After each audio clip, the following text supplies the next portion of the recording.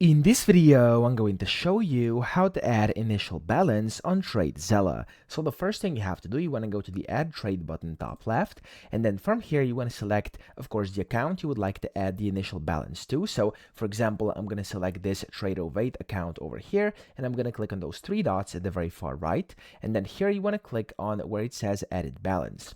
Click on it and click on Add Adjustment, and from here it's going to ask you for a type. I'm going to use deposit, and then the amount is going to be 10K, so I'm just going to type in 10,000 over here. So I'll just do 10,000 over here, and there we go, it's now 10K.